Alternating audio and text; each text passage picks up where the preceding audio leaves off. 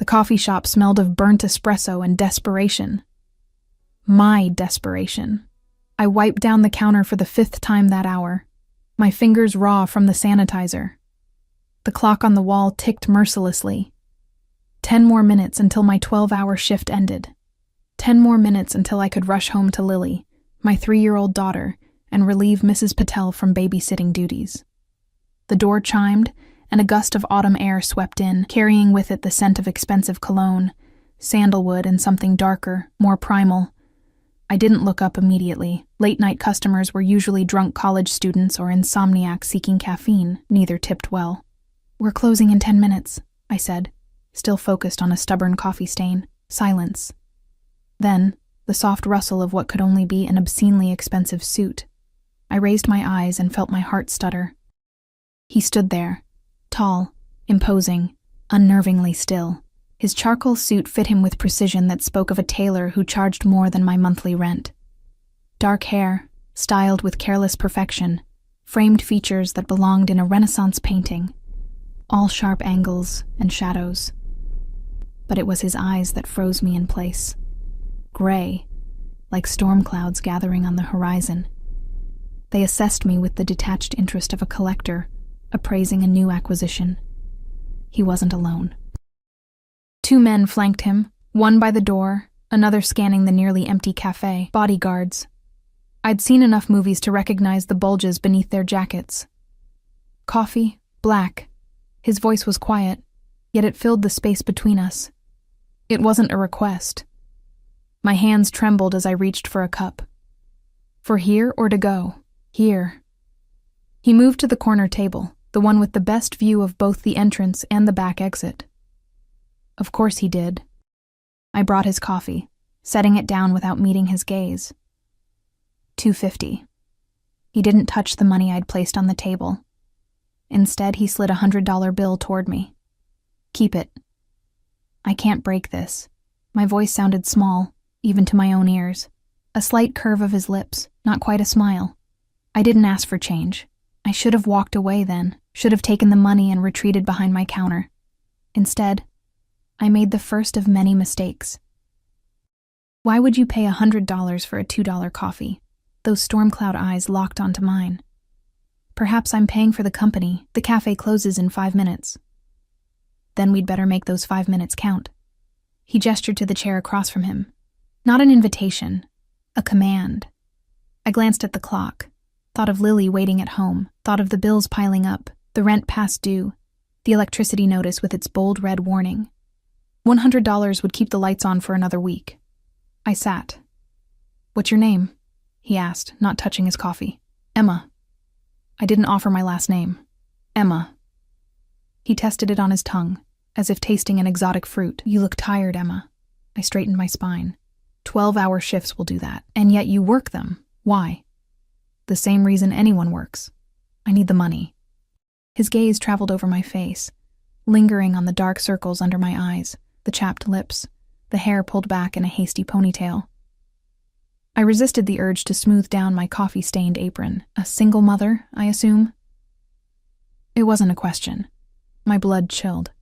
"How did you—" "The faded mark of a ring on your finger.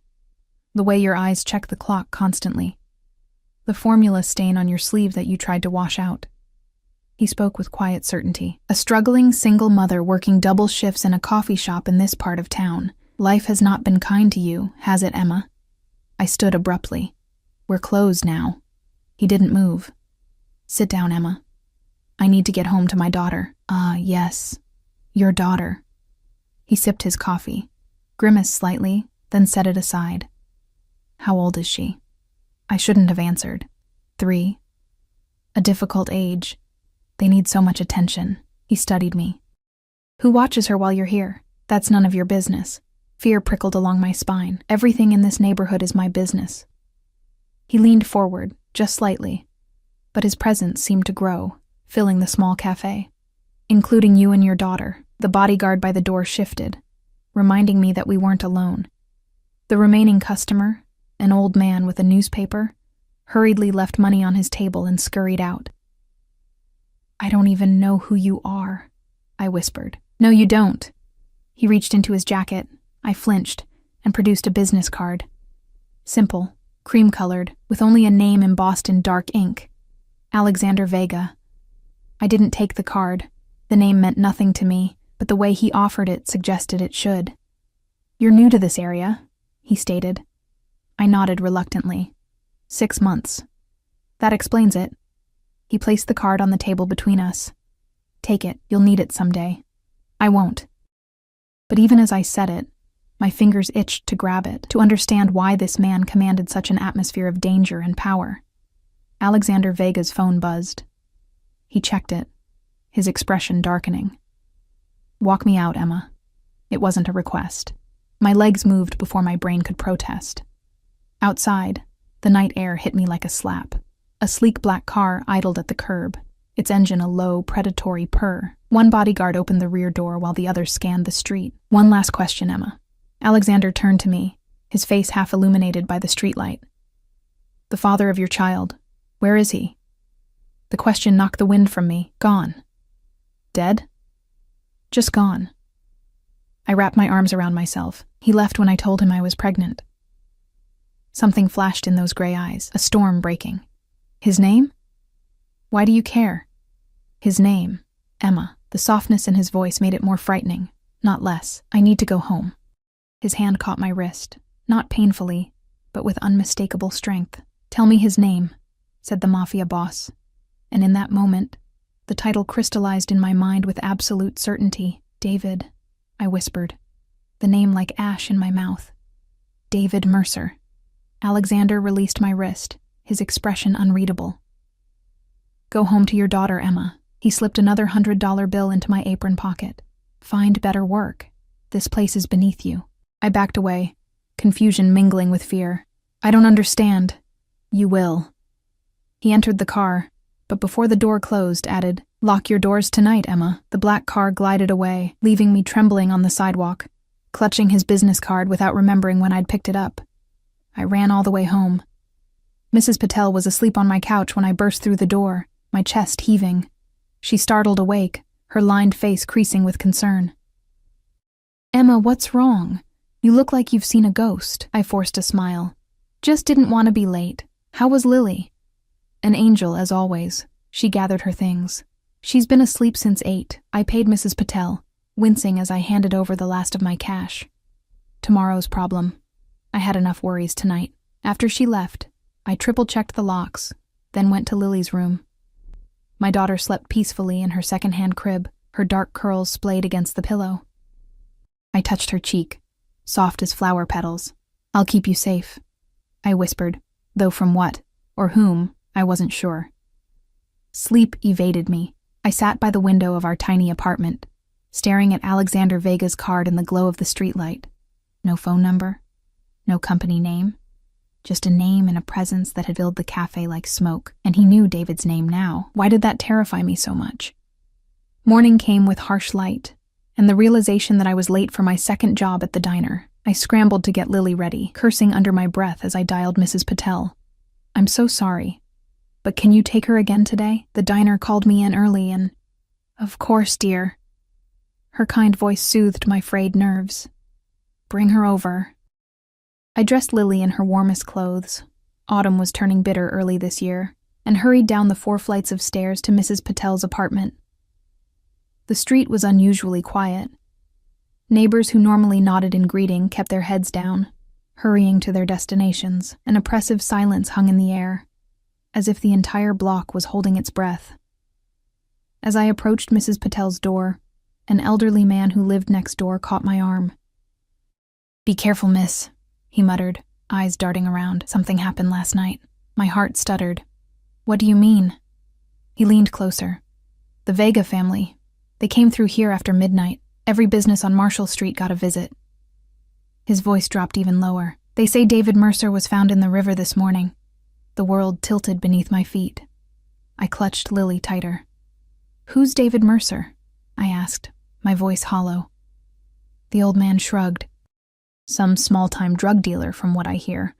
Owed money to the wrong people." He studied my face. "You okay, miss? You've gone white as a sheet." I nodded mechanically and knocked on Mrs. Patel's door. desperate to hand over Lily and process what I'd just heard. David was dead, found in the river hours after I'd given his name to Alexander Vega. "Tell me his name," the Mafia boss had said, and by dawn, the streets were silent with fear. But I'd known nothing about David's life after he left me. Nothing about drugs or debts or the Vega family. It was coincidence. It had to be. The diner was buzzing with whispered conversations when I arrived, 20 minutes late. My boss, a surly man named Frank, barely noticed, too engrossed in a hushed discussion with the cook. I tied on my apron with trembling hands, catching fragments of their conversation. Entire operation wiped out overnight. Vega doesn't mess around when it comes to something about a woman and a child. I dropped a stack of menus and they fell silent, turning to stare at me. "Sorry," I mumbled, bending to gather them. Frank squinted at me. "You look like hell, Emma. You sick or something?" "Just tired." "Yeah, well, join the club." He jerked his chin toward the dining area. "Table 6 has been waiting." I moved through my shift in a daze, spilling coffee and mixing up orders. My mind replayed last night on an endless loop, the storm-gray eyes, the quiet command in his voice. "Tell me his name." And now David was dead. I was wiping down table 9 when the diner's door opened. The bell's cheerful jingle contrasted with the sudden, suffocating silence that fell over the room. I didn't need to look up to know who it was. The expensive cologne, sandalwood, and danger reached me before I turned. Alexander Vega stood in the entrance, today in a navy suit that made his eyes appear almost silver in the diner's fluorescent lighting. One bodyguard remained outside, visible through the glass door. The other stood just behind Alexander, scanning the diner with practiced efficiency. "Emma." My name in his mouth sounded like a benediction. "You didn't take my advice about finding better work." Every eye in the place was on us. Frank had emerged from the kitchen, his usual bluster nowhere to be seen. He hovered by the counter, watching with naked apprehension. I gripped my rag tighter. "I need the money." Alexander smiled, a real one this time, revealing perfect teeth. It transformed his face from frightening to breathtaking, which was somehow worse. "That's why I'm here." He slid into the booth I'd just cleaned. "Join me." I looked at Frank, who nodded frantically. "Sit," his eyes telegraphed. "For God's sake, sit." I slid into the seat across from Alexander, acutely aware of my stained uniform and greasy hair. He seemed to fill the small booth, his presence extending beyond his physical form. "I understand you finish your shift at 3 today," he said. The fact that he knew my schedule sent ice through my veins. "How?" "I make it my business to know things, Emma." He placed his hands on the table, elegant, manicured, with a heavy gold signet ring on his right hand. No other jewelry. "I have a proposition for you. I'm not interested." His eyebrow arched. "You haven't heard it yet. I don't need to." I leaned forward, lowering my voice. "Did you kill David?" If the question surprised him, he didn't show it. Would it matter if I did? He was my daughter's father. A father abandons his child?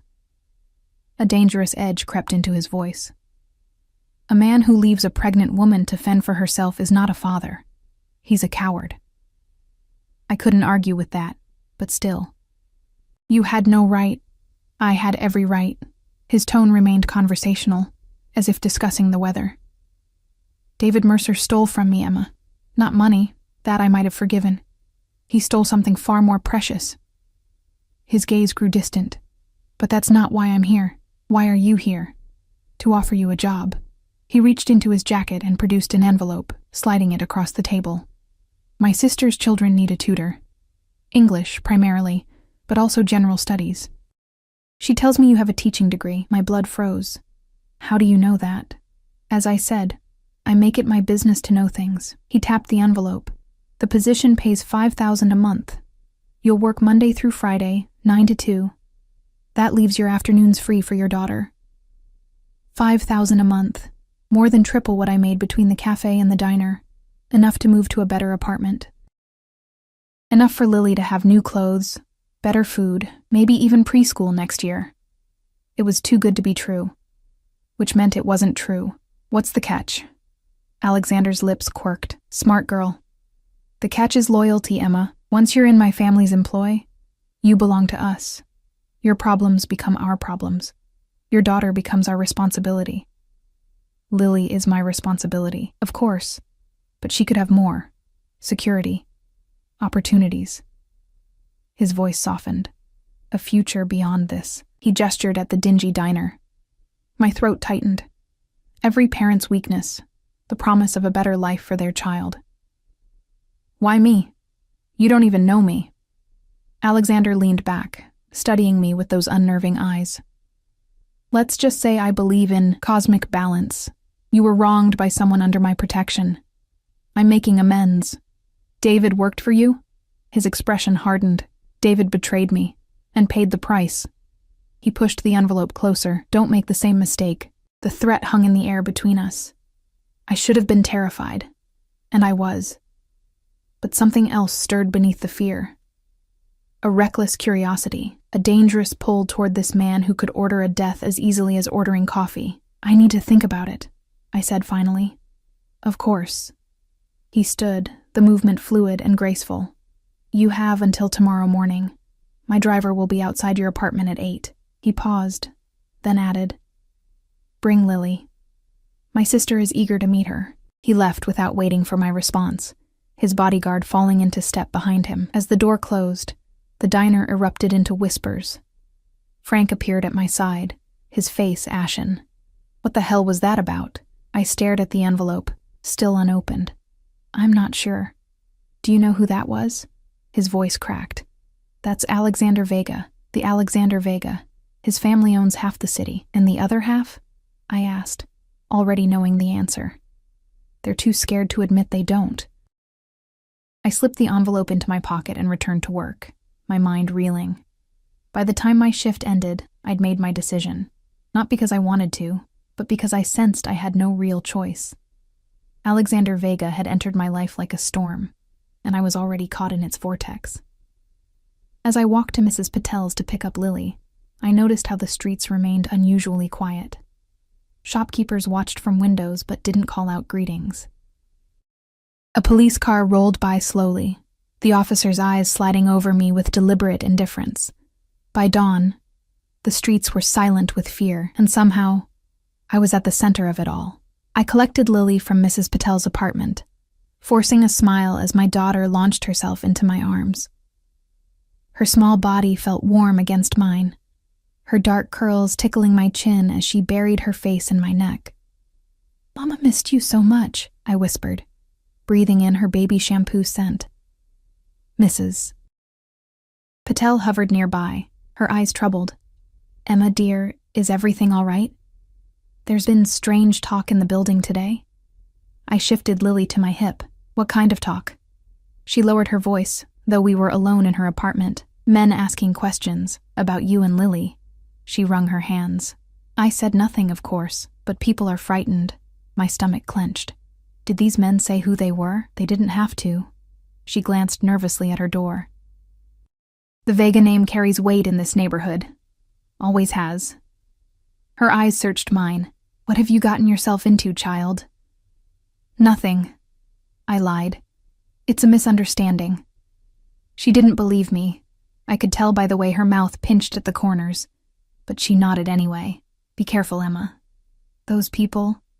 She trailed off, shaking her head. "I will."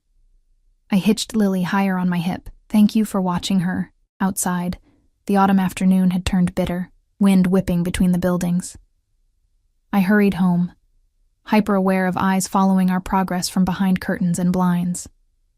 Lily chatted happily, oblivious to the tension crackling in the air around us. "Park tomorrow, Mama?" she asked, as we climbed the stairs to our apartment. I swallowed hard. "Maybe, baby. We'll see." Inside our apartment, I locked the door and slid the chain into place, though I knew now how meaningless such barriers were against someone like Alexander Vega. If he wanted in, a flimsy chain wouldn't stop him. While Lily played with her few toys on the living room floor, I finally opened the envelope. Inside was a contract, printed on heavy cream paper similar to his business card. The terms were exactly as he'd stated: $5,000 monthly, weekday mornings, tutoring his sister's children in English and general studies. The address listed was in Westview Heights, the wealthiest neighborhood in the city. Below the contract was a check for $10,000. The memo line read, "Advance payment." My hands trembled. $10,000. Enough to clear all my debts, with plenty left over. Enough to move us somewhere better, somewhere safer. But was anywhere truly safe now? I tucked the check and contract back into the envelope and hid it in the kitchen drawer.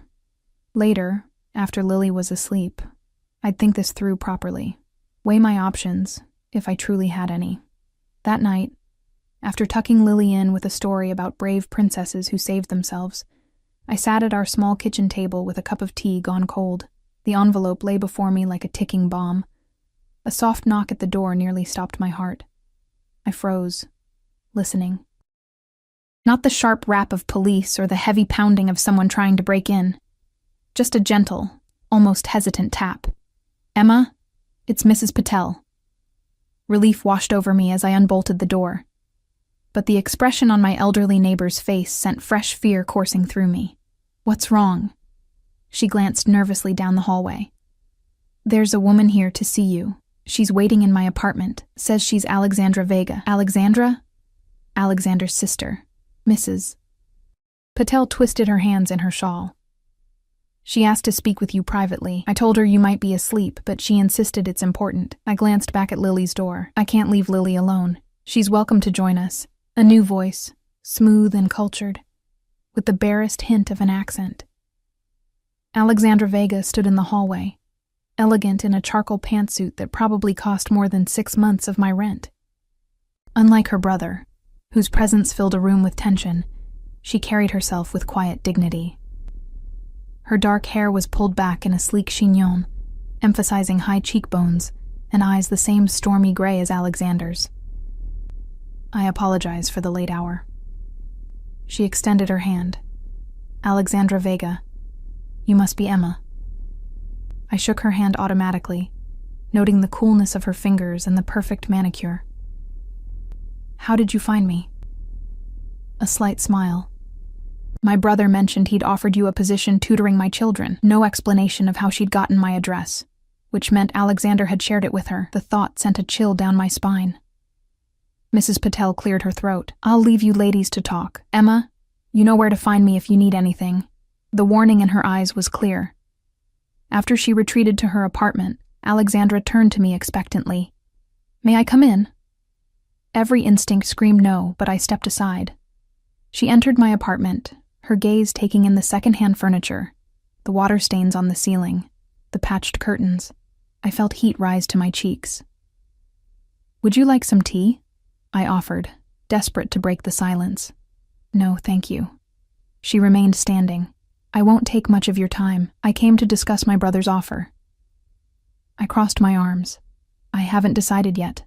"Yes, you have." Her statement carried no judgment, just quiet certainty. "You need the money, and my brother rarely takes no for an answer. The question isn't whether you'll accept, but what accepting means for you and your daughter." Something in her tone made me look closer. Beneath her composed exterior, I detected a flicker of... what? Concern. Warning. "Why are you here, Ms. Vega?" "Alexandra, please." She moved to the window, peering through a gap in the curtains at the street below. "My brother has taken a particular interest in you, Emma. That's... unusual." "Because of David?" She turned, her expression carefully neutral. "Is that what Alex told you? That this is about David Mercer?" I nodded slowly. "And you believed him?" It wasn't a question. "Should I not have?" Alexandra sighed, the sound barely audible. "My brother rarely explains his true motivations, even to me. But I know him better than anyone." She stepped closer. "Did he tell you about Sophia?" The name meant nothing to me. "No." "I thought not." She glanced at Lily's bedroom door. "She has dark hair like yours?" A chill ran through me. "Yes." "And brown eyes? About 3 years old? How do you know that?" My voice sharpened with maternal protectiveness. Alexandra's perfect composure slipped just for a moment. "Because you're not the first, Emma. There was another young mother, dark hair, brown eyes, A little girl named Sophia, who would have been 3 this year. Would have been? Pain flickered across her face. There was an accident, a year ago. Sophia and her mother were killed when their car went off a bridge. She held my gaze steadily. It destroyed my brother. Understanding bloomed, cold and terrible. He thinks... What? That Lily and I are some kind of replacement? Alex doesn't think in such simple terms.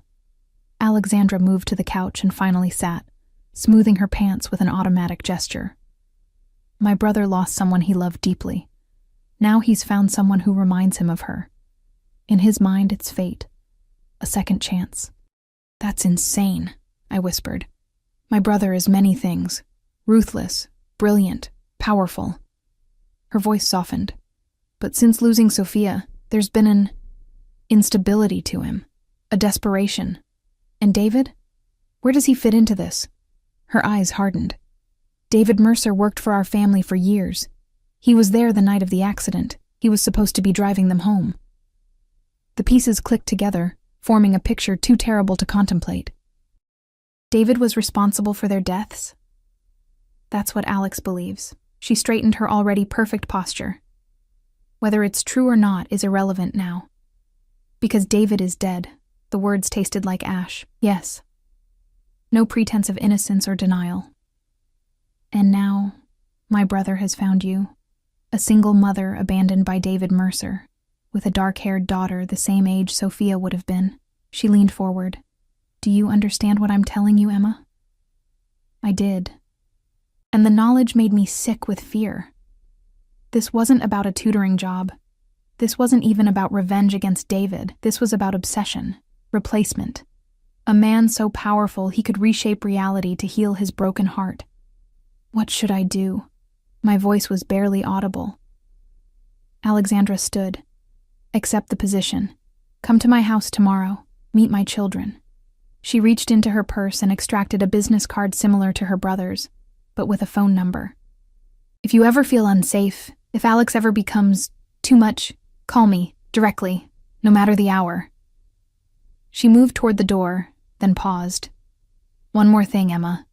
My brother can be dangerous, yes, but he can also be kind, generous, fiercely protective of those he considers his. She held my gaze. The question you need to ask yourself is whether you want to become one of those people. After she left, I sank onto the couch, my mind spinning. I hadn't asked the most important question. Was I in any position to refuse? At precisely 8 the next morning, a black car idled outside our apartment building, the same car that had taken Alexander away from the cafe 2 nights ago. The night David died, Lily squirmed in my arms, excited by the prospect of a car ride. I dressed her in her best clothes, a blue dress with only one small mend at the hem, white tights still relatively clean, the little boots we'd found at a thrift store last month. I wore my only decent outfit, black pants, a cream blouse that had once belonged to my mother, and a cardigan that had seen better days. My hair was pulled back in a neat ponytail, and I'd even applied a touch of mascara and lip gloss. Armor, however flimsy. The driver emerged as we approached. One of the bodyguards from the cafe. He nodded respectfully. Ms. Banks. Miss Lily. He opened the rear door. Mr. Vega sends his apologies. He's been delayed at a meeting, but will join you at the residence later. Relief washed over me. A small reprieve. The car's interior smelled of leather and the now familiar sandalwood cologne. Lily bounced on the seat, delighted by the luxury surrounding her. Is this a princess car, Mama? She whispered loudly. The driver's eyes met mine in the rearview mirror, a flicker of amusement crossing his stoic features. Something like that, baby, I murmured, smoothing her curls. We drove through neighborhoods that grew progressively more affluent until we turned into Westview Heights, a gated community of sprawling estates set back from tree-lined streets. The houses were larger than any I'd ever been inside, with manicured lawns and luxury cars in circular driveways. The Vega residence outshone them all. Set at the end of a private drive, the modern mansion stretched across its lot like a sleeping giant. Floor-to-ceiling windows reflected the morning light, and immaculate gardens surrounded the property. Security cameras tracked our approach. The gates opened automatically, and we pulled up to the front entrance, where Alexandra waited on the steps. Today, she wore casual elegance, tailored jeans and a silk blouse, her dark hair loose around her shoulders. She smiled as the driver opened our door. "Emma, welcome." Her gaze softened as it landed on Lily. "And you must be Lily. My children are very excited to meet you." Lily, suddenly shy, buried her face in my neck. "They're waiting in the garden." Alexandra led us through a soaring foyer into a house that seemed built of light and air. The furnishings were minimalist but clearly expensive. White sofas, abstract art, touches of chrome and glass. We passed through a gourmet kitchen where a woman in chef's whites nodded respectfully, then out through French doors onto a terrace overlooking gardens that stretched to a distant tree line. 2 children looked up from a table set with breakfast foods. A boy of about 7, dark-haired and serious, and a girl around 5, with Alexandra's gray eyes and delicate features. "Emma, this is Marco and Isabella." Alexandra placed a hand on each child's head in turn. "Children, this is Ms. Banks, who will be your new English tutor, and this is Lily." Marco studied me with grave intensity. "Do you speak Italian too? Our last tutor did." "I'm afraid not. Just English and a little high school Spanish." "That's acceptable," he declared with such adult solemnity that I had to suppress a smile. Isabella, less reserved, bounced from her chair. "Can Lily play with my dollhouse? It has an elevator and everything." Alexandra intervened gently. "Breakfast first, Isabella. Then perhaps Lily would like to see your playroom while Ms. Banks and I discuss the lessons." The children were impeccably behaved, asking politely for more juice, using napkins with practiced ease. Lily watched them with wide eyes, cautiously accepting a croissant when Isabella insisted she try one. "Butter makes it better," the little girl said, carefully spreading a pat on Lily's portion. I felt a pang, watching my daughter experience luxuries I'd never been able to provide. The fresh fruit, the pastries still warm from the oven, the heavy silverware that clinked against bone china plates. After breakfast, Isabella took Lily by the hand. "Come see my dolls." Alexandra nodded permission, and the girls disappeared into the house, followed discreetly by a woman I hadn't noticed before. A nanny or security, I wasn't sure. "Marco, why don't you show Ms. Banks your science project?" Alexandra suggested. "I'll join you in a moment." The boy nodded seriously and led me to a table on the far side of the terrace, where a detailed model of the solar system was under construction. As he explained the relative distances between planets with surprising accuracy, I noticed Alexandra speaking quietly into a phone, her expression tense. She caught my eye and quickly ended the call, joining us at the table. "Marco is quite the astronomer," she said, pride evident in her voice. "I'm impressed." I meant it. "You know more about Jupiter's moons than most adults." The boy's serious expression lightened with the hint of a smile. "Uncle Alex bought me a telescope for my birthday. A real one, not a toy." At the mention of Alexandra's phone buzzed again. She checked it, her posture stiffening slightly. "Marco, would you go check on your sister and Lily? Make sure Isabella isn't overwhelming our guest with too many toys at once." Once he was gone, Alexandra turned to me. "Alex will be here within the hour. Before he arrives, we should discuss the details of your position." She outlined a curriculum focusing on English literature, writing skills, and general science for both children. I would have access to a state-of-the-art classroom on the 2nd floor, complete with computers, books, and teaching materials. The children currently attend Westview Academy, but we've been considering homeschooling, she explained. This would be a trial period to see how they respond to private tutoring. "And Lily?" I asked. "Where would she be during lessons?" "With the children if she likes. She's younger, of course, but Isabella would welcome the company." Alexandra smiled faintly. "We have a full-time nanny, Mrs. Diaz, who can watch her as well." It all sounded too perfect, too easy. "Alexandra?" I said carefully. "About what you told me last night." She placed her hand over mine, a warning in her eyes. "We'll discuss that another time." I followed her gaze to a security camera mounted discreetly on a nearby tree. Of course. The house was under surveillance. Nothing said here would be truly private. "The contract," I said instead. "I'd like to sign it this morning if that's still acceptable." Relief flickered across her face. Of course. I have the paperwork inside. As we stood, a sound broke the morning calm, the purr of a powerful engine approaching. Alexandra's shoulders tensed almost imperceptibly. "Alex is early," she murmured. We watched as the same black car that had brought us pulled up to the house. The driver hurried to open the rear door, and Alexander Vega emerged, today in a charcoal suit that emphasized his broad shoulders and lean frame. He spoke briefly to the driver, then strode toward the terrace with the confident grace of a predator. His eyes found mine immediately, and a smile transformed his severe features. In daylight, with the sun casting a glow on his olive skin, he looked less dangerous, more human. Almost handsome, in a sharp, intimidating way. "Emma." He crossed the terrace in long strides, taking my hand before I could step back. His touch was warm, his grip firm but not painful. "I see Alexandra has been taking good care of you. Your home is beautiful," I said, withdrawing my hand as soon as politeness allowed.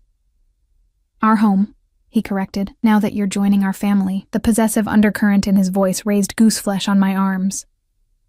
"Just as a tutor," I clarified.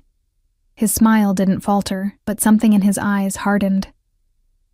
"Of course. For now." Alexandra cleared her throat. "The children are showing Lily the playroom. I was about to review the contract with Emma." Alexander waved a dismissive hand. "Later, I'd like to give Emma a proper tour first." He offered his arm. "Shall we?" It wasn't really a question. Alexandra shot me a look I couldn't quite decipher.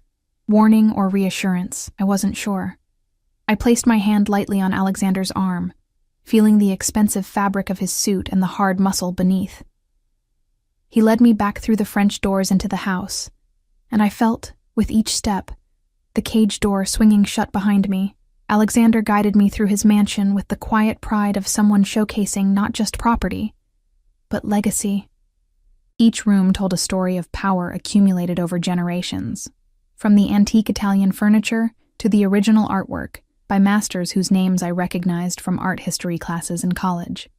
"My grandfather built this house in the 1960s, Alexander explained as we entered a study lined with leather-bound books. The room smelled of cedar and old paper. He came to America with nothing but his name and his determination. "And now you own half the city," I said, unable to keep a hint of judgment from my voice. His lips curved in a half-smile. "Is that what people say?" "Among other things." "And what do you believe, Emma?" He stepped closer, his presence enveloping me like a shadow.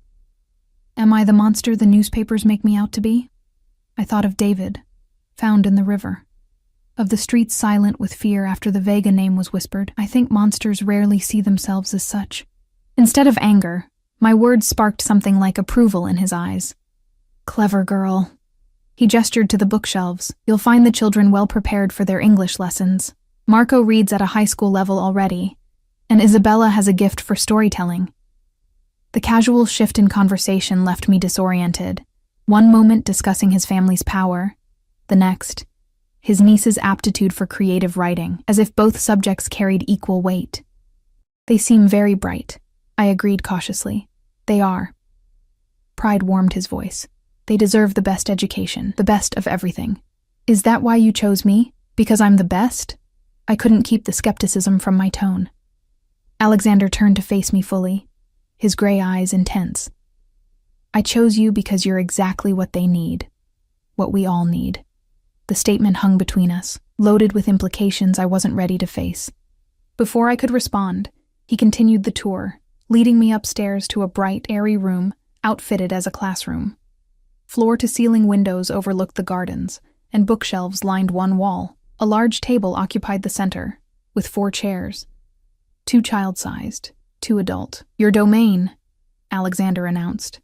"Whatever supplies you need, just ask."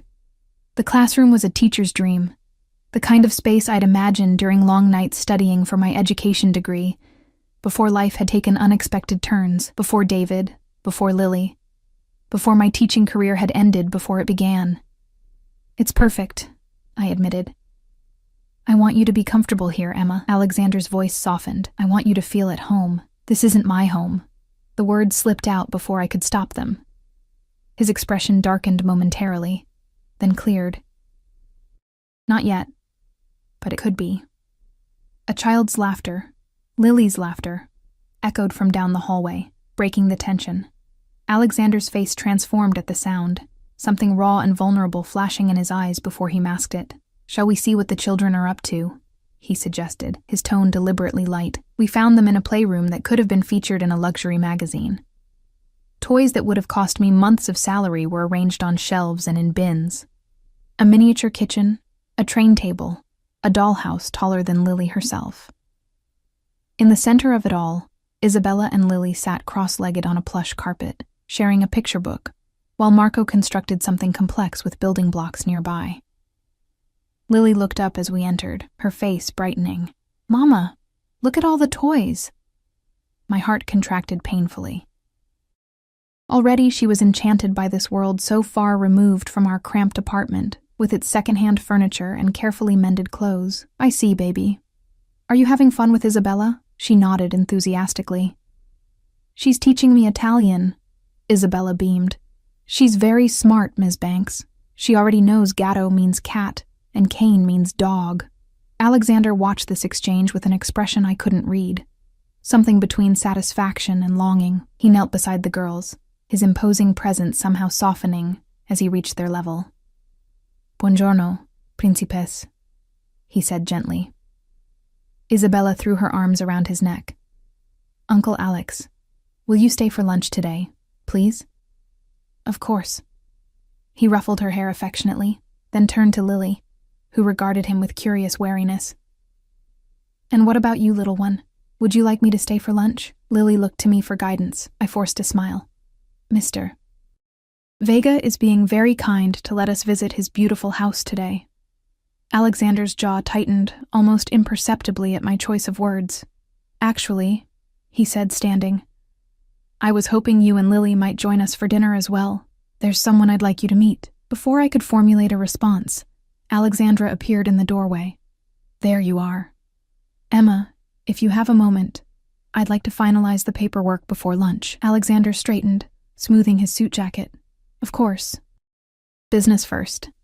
He smiled down at the children. "I'll see you all at lunch." As he passed me, he leaned close, his breath warm against my ear. "The sooner you sign, the sooner we can discuss your new living arrangements." I pulled back, startled. "My what?"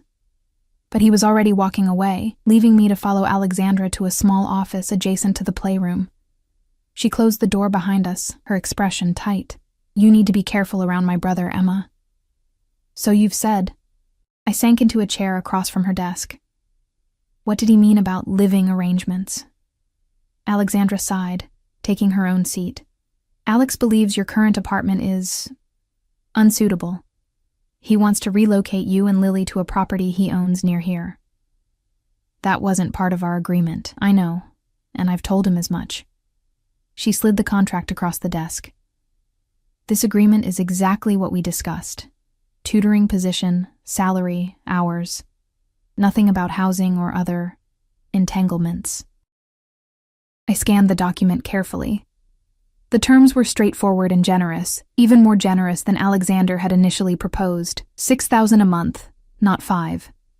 Health insurance for Lily and me, a transportation allowance, 4 weeks of paid vacation annually. It was more than fair. It was life-changing. And there was no mention of living arrangements or other expectations. "What happens if I refuse to move?" I asked, pen poised over the signature line. Alexandra's gray eyes, so like her brother's, met mine steadily. "I won't lie to you, Emma. My brother is used to getting what he wants. But he also values loyalty and intelligence. If you explain your reasons clearly and respectfully, he may listen. And if he doesn't?" She didn't answer immediately. "Sign the contract. Begin the tutoring. Get to know us, all of us, before you make any decisions about the rest." It seemed like reasonable advice. And practically speaking, I had few options. The check Alexander had given me remained in my kitchen drawer, untouched.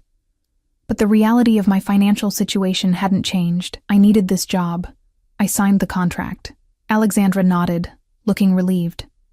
"Welcome to the family, Emma." The way she said it, not "welcome to the job" or "welcome to the staff," sent a chill through me. Family with all its obligations and entanglements. "One more thing," she said, lowering her voice, although we were alone. "The dinner guest tonight, it's our father, Vincenzo. He rarely leaves his estate these days, so his presence is significant." "Why does Alexander want me to meet him?" Alexandra's expression was carefully neutral. "My brother doesn't do anything without purpose, Emma. If he wants father to meet you, it's because he's planning something important." "Planning what?" She shook her head slightly. "I don't know. But whatever it is, be prepared. My father is old-fashioned, traditional." With that cryptic warning, she led me back to the playroom to collect the children for lunch. Lunch was served in a sunlit dining room overlooking the gardens. The children chatted happily, with Lily gradually overcoming her shyness to join the conversation.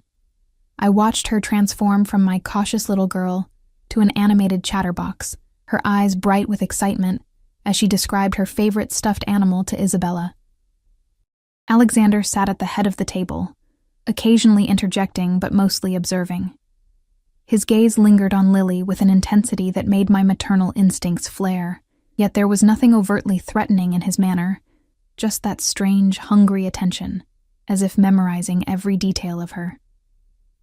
"Emma," he said during a lull in the children's conversation, "I've taken the liberty of arranging for your things to be packed and moved this afternoon." I set down my fork, appetite vanishing. "Excuse me?" "Your apartment." He waved a dismissive hand. "It's being cleared as we speak. I've acquired a suitable property for you and Lily just 5 minutes from here. 3 bedrooms, a garden for Lily to play in. You'll find it fully furnished." Alexandra shot her brother a warning look. "Alex, we discussed this. Emma hasn't agreed to—" "I've seen where they live, Alexandra." His voice hardened. "It's unacceptable." "That's not your decision to make," I said, keeping my voice level despite the anger bubbling inside me. "Those are our things, our home. A home with faulty wiring, poor security, and neighbors who deal drugs 2 doors down?" Alexander's expression was incredulous. "No, not anymore." "You had no right. I had every right." The quiet authority in his voice silenced the table. Even the children stopped eating, sensing the tension. "You signed a contract with my family this morning. Your welfare, and Lily's, is now my concern. The contract was for tutoring, not for you to control my life." His eyes darkened dangerously. "Is that what you think I'm doing? Controlling you? Isn't it?" For a long moment we stared at each other across the table. I refused to look away, though every instinct screamed at me to back down, to appease the predator watching me with such focused intensity. Finally, unexpectedly, he smiled. "You're not afraid of me." "I didn't say that. You didn't have to. It's written all over your face." He leaned forward. "You're angry? Yes, but not terrified. Do you know how rare that is, Emma? To find someone who sees what I am and still meets my eyes?" I glanced at the children, all 3 watching this exchange with varying degrees of confusion and concern. "This isn't the time or place for this conversation." Alexander followed my gaze, seeming to remember our audience. He straightened, his expression softening. "Of course. Forgive me." He turned to the children with a smile that transformed his face. "Who wants gelato for dessert?" The sudden shift in his demeanor was jarring, but the children responded with enthusiasm, the tense moment forgotten. As a maid served dishes of Italian ice cream, Alexander caught my eye again. "We'll discuss this later," he said quietly. "After the children's lessons." It wasn't a request, and I didn't bother pretending I had a choice. I simply nodded and turned my attention to Lily, who was discovering the joy of chocolate gelato for the first time, her eyes wide with delight. The afternoon passed in a blur of lesson planning and getting to know Marco and Isabella. They were bright, engaged students, eager to impress their new tutor. By 3 o'clock, when the formal lesson period ended, I felt a familiar satisfaction. The teacher's joy in connecting with young minds. If only the circumstances had been different. If only their uncle wasn't a man who ordered deaths and rearranged lives on whims. Alexandra collected the children for their piano lessons, leaving me alone in the classroom to organize materials for the next day. I was arranging books on a shelf when I sensed rather than heard someone enter the room. Alexander stood in the doorway, changed from his formal suit into dark slacks and a gray cashmere sweater that matched his eyes. The casual attire somehow made him more approachable, though no less dangerous. "The children like you," he said. "Marco especially. He doesn't warm to people easily. They're wonderful children. I placed the last book on the shelf. You must be proud of them." "I am." He stepped into the room, closing the door behind him. "Just as I'm sure you're proud of Lily." At the mention of my daughter, I tensed. "Where is she?" "With Mrs. Diaz, helping to bake cookies for tomorrow." He moved closer, his steps deliberate. "She's safe, Emma. She will always be safe with me." "Is that supposed to reassure me? Isn't it reassuring to know your daughter will never want for anything? That she'll have the best education, the best opportunities? That she'll never know the fear of eviction or hunger or danger?" Put that way, it should have been reassuring. Any mother would want those things for her child. But the way he spoke of Lily, with that same possessive undercurrent that colored all his interactions, sent alarms blaring through my mind. "At what cost?" I asked quietly. He stopped a few feet from me, close enough that I could smell his cologne, could see the flecks of silver in his gray eyes. "That depends on what you think I'm asking for in return." "I don't know what you're asking for. That's the problem." I forced myself to hold his gaze. "Why am I here, Alexander?"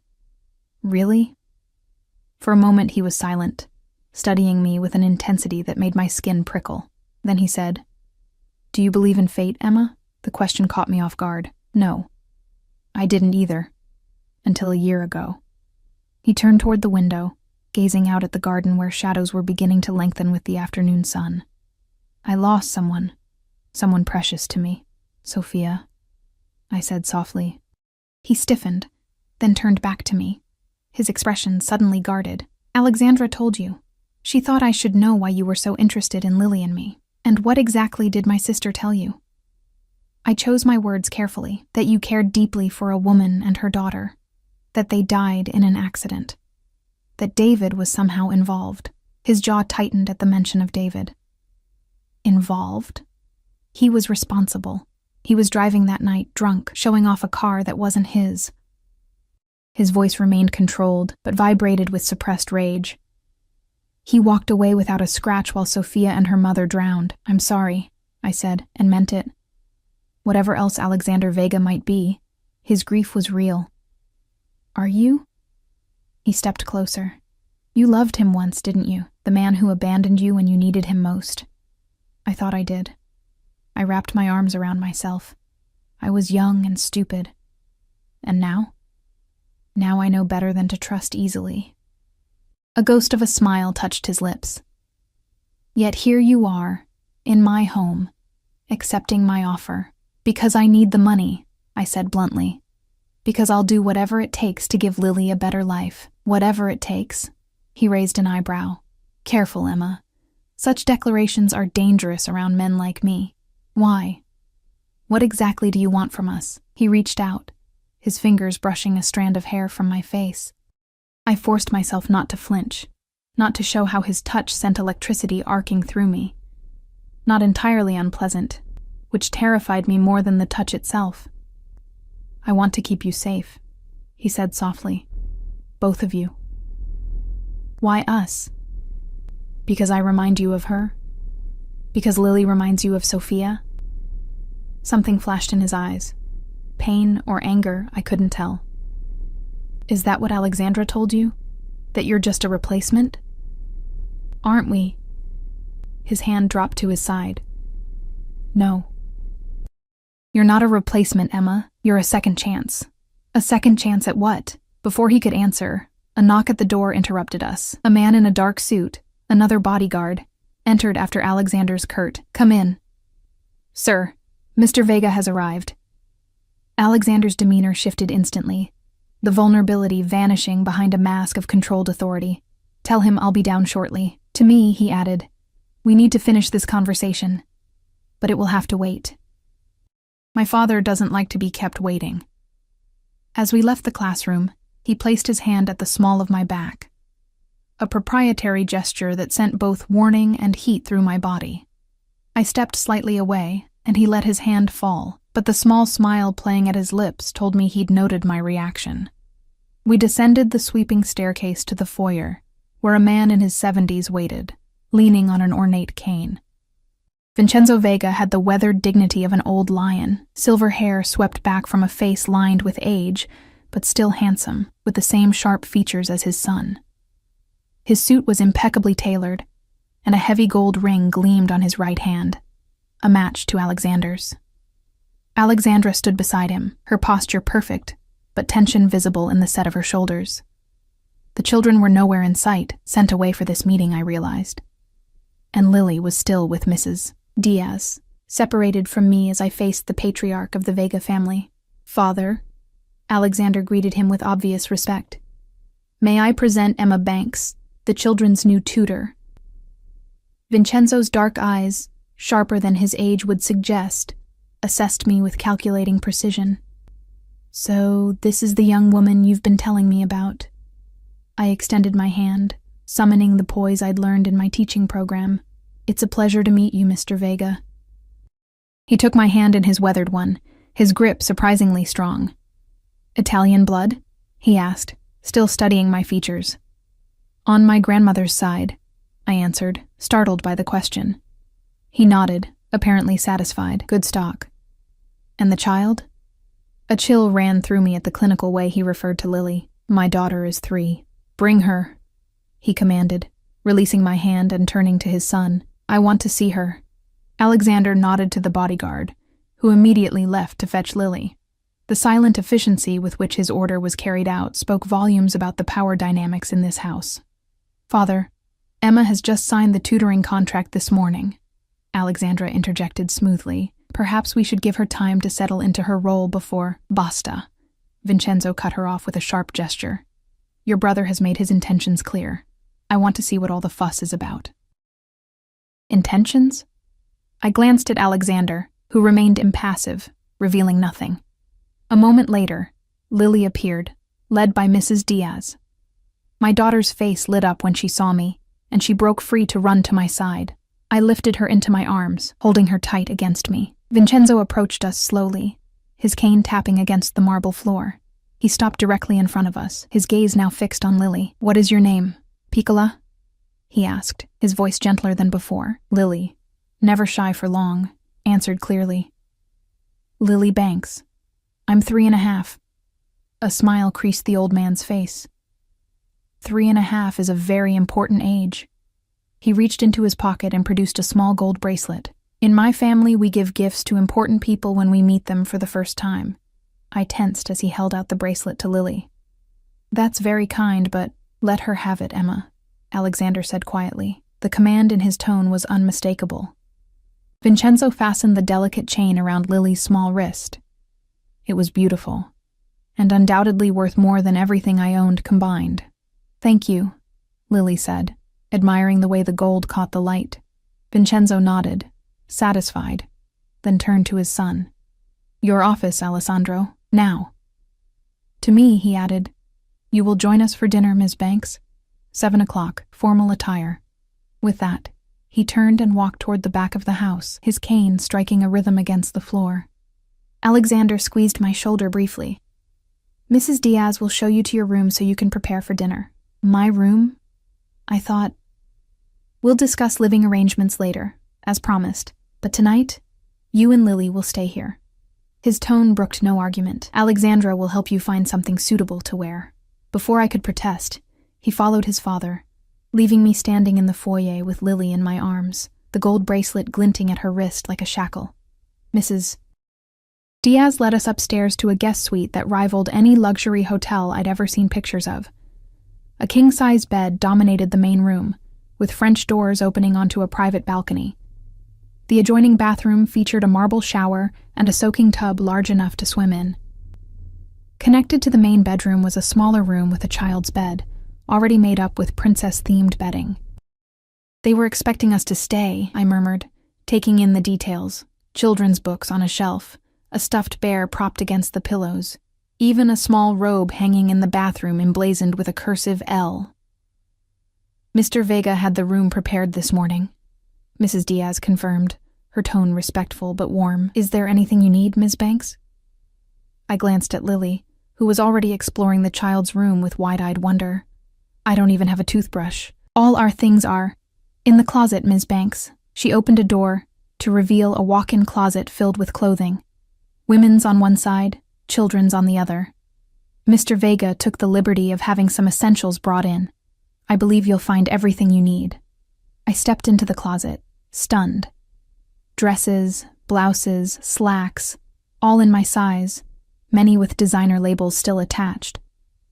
On Lily's side, an array of children's clothing in her exact size, from play clothes to frilly dresses. "This is—" I trailed off, unable to find words.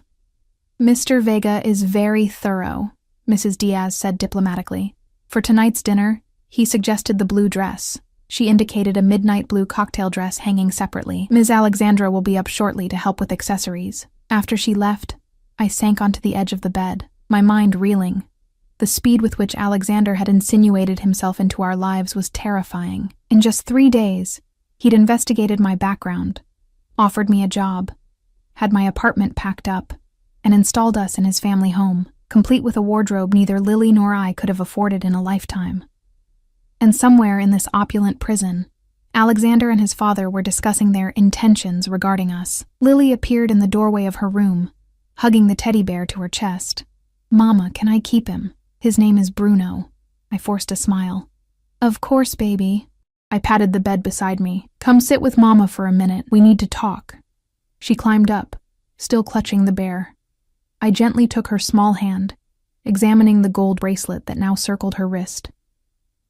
It was beautiful craftsmanship, tiny links of intricate knotwork forming a delicate chain. "Lily, what do you think of this place? Of Mr. Vega's house?" Her face brightened. "It's like a castle. Isabella says we can have a sleepover tonight. Would you like that? To stay here?" She nodded enthusiastically. "Can we, Mama? Please?" I stroked her curls, my heart aching. Already she was enchanted by this world of luxury and privilege, a world that came with invisible strings attached. "For tonight," I said carefully. "But remember, wherever we go, whatever happens, you and I are a team, right?" "Right." She grinned, revealing the gap where she'd lost a baby tooth last month. "You and me against the bad guys." I pulled her close, breathing in her sweet scent. "That's right, baby. Always." A soft knock at the door announced Alexandra's arrival. She entered carrying a velvet jewelry case, her own outfit already changed to an elegant black dress.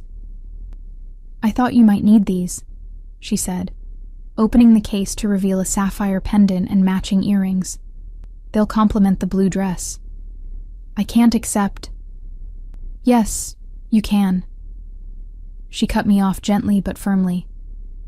"Tonight isn't just dinner, Emma. It's an introduction to my father's world. Appearances matter." "What exactly am I being introduced as?" I asked, keeping my voice low so Lily wouldn't hear. "The tutor or something else?" Alexandra's expression revealed nothing. "That depends partly on you." She sat beside me, speaking softly. "My father is traditional, as I said. Family means everything to him. He wants to see our family grow, strengthen. And I fit into this how?" She hesitated. "Alex hasn't been himself since the accident.